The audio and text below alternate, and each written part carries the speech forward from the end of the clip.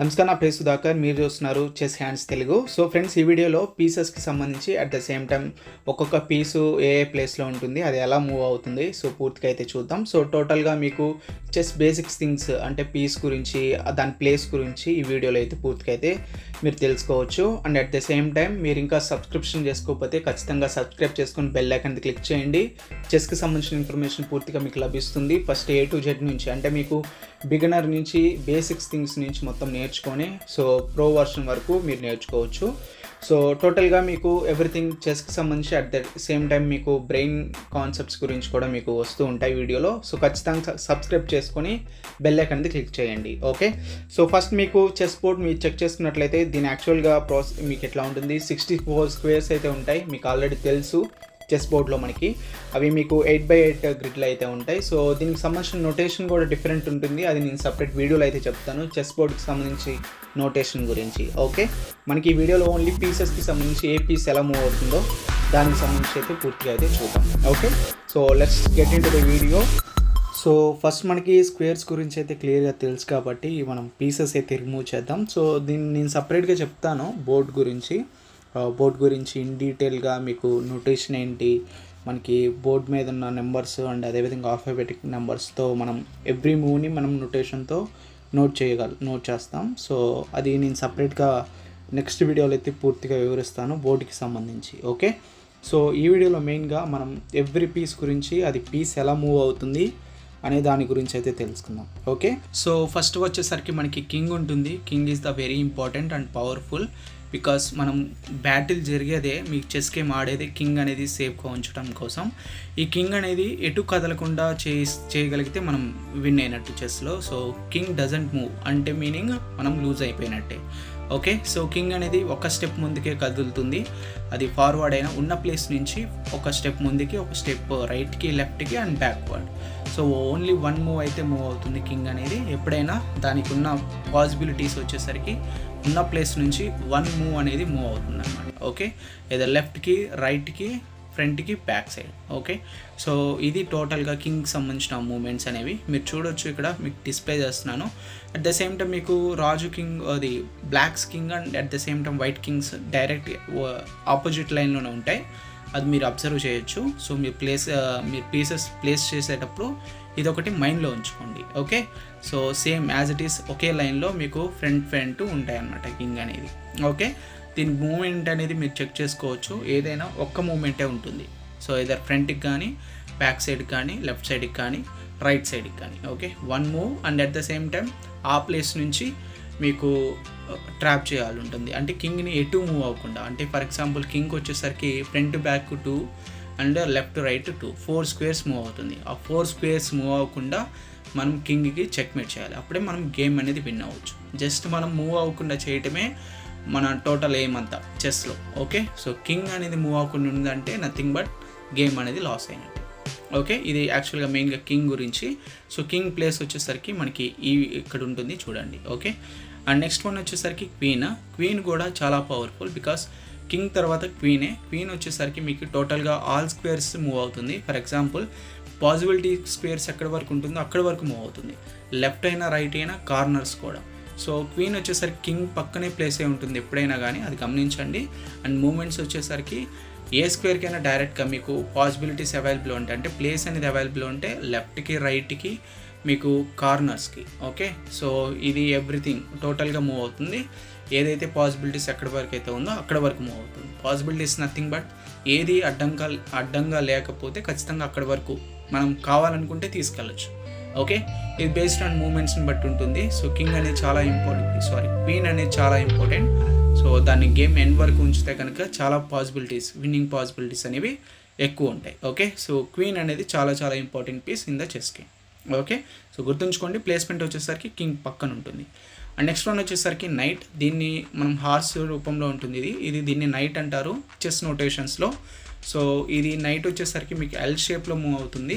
మీకు ఇక్కడ డిస్ప్లే చేస్తున్నాను చూడండి, ఈ ప్రకారంగా హార్స్ అనేది మూవ్ అవుతుంది. చెస్ నోటేషన్లో మీకు నైట్ అంటారు. సో దీన్ని నొటేషన్ పీసెస్ వీటికి సంబంధించి బోర్డులో చెప్పేటప్పుడు మీకు క్లియర్గా చెప్తాను. సో ఇది ఎల్ షేప్లో వెళ్తుంది, అది ఉన్న ప్లేస్ నుంచి మీకు ఎల్ కార్నర్గా మీకు వెళ్తుంది అనమాట. ఓకే, సో చూస్తున్నారు కదా. సో ఈ విధంగా ఎల్ షేప్లో అయితే వెళ్తుంది. సో ఉన్న ప్లేస్ నుంచి ఎల్ ఏ విధంగా అయినా లెఫ్ట్, ఫ్రంట్, బ్యాక్, సో ఎన్ని పాసిబిలిటీస్ ఉంటే అన్ని పాసిబిలిటీస్ ఎల్ షేప్లో వెళ్ళగలదు. ఓకే, సో ఎక్కడైతే ప్లేస్ అయ్యి ఉందో అక్కడి నుంచి. ఓకే, ఫర్ ఎగ్జాంపుల్ మనం మూమెంట్స్ చేస్తాం, సో వేసిన ప్రతి స్టెప్కి రిఫ్రెష్ అవుతుంది కాబట్టి అక్కడి నుంచి పాసిబిలిటీస్ ఎన్ని ఉన్నాయో అనేది చెక్ చేసుకొని ఎల్ షేప్లో వెళ్ళడం జరుగుతుంది. ఓకే, మీకు అర్థమైంది అనుకుంటున్నాను. సో ఎప్పుడైనా నైట్ అనేది ఎల్ షేప్లోనే వెళ్తుంది. అండ్ అదేవిధంగా ఇది చాలా ఇంపార్టెంట్ ఫర్ ఫోర్క్, అంటే రెండు విధాలుగా రెండిటికి ఒకే టైంలో మీకు ఇది ఫోర్క్ చేయగలదు.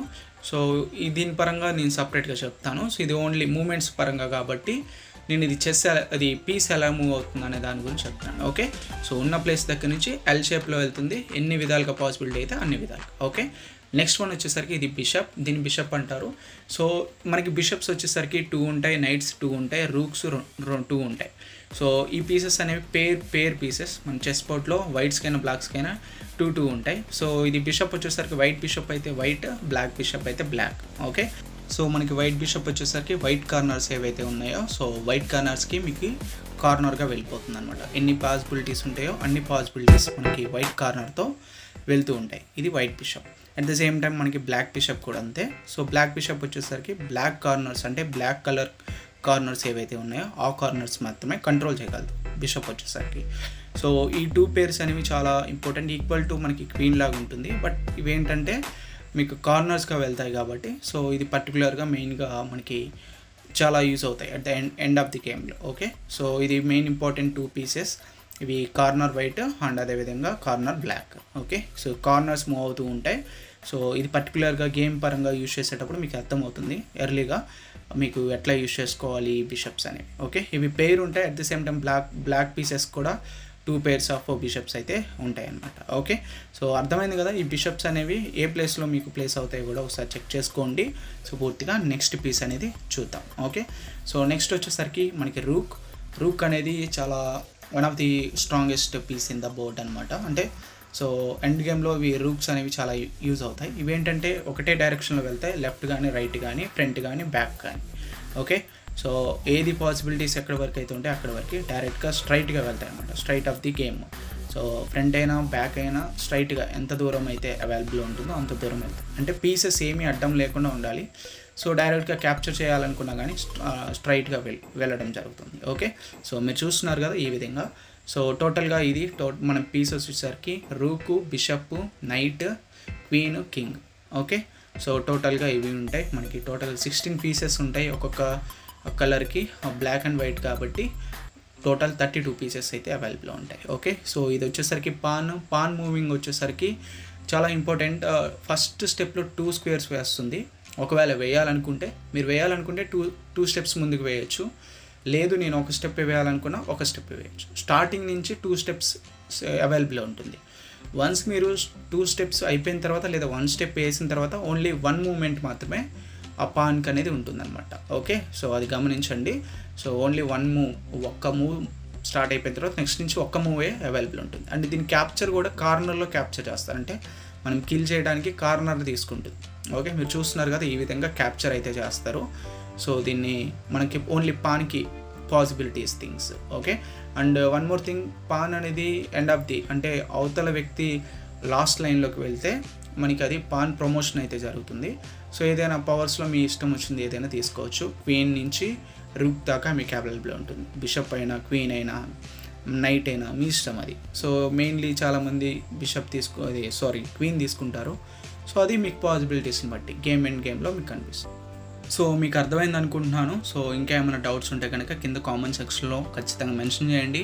అలాగే చెస్ హ్యాండ్స్ తెలుగు అనేది chess.com యూజర్ ఐడి స్టార్ట్ అయింది. దానికి సంబంధించిన గేమ్స్ అనేది మీకు ప్లే అవుతుంటాయి, మీకు అప్లోడ్ చేస్తూ ఉంటాను, చెక్ చేయండి. మీకు ఏదైనా chess.com నుంచి ఐడి ఉంటే కనుక నాతో కూడా మీరు గేమ్స్ అనేది ఆడొచ్చు.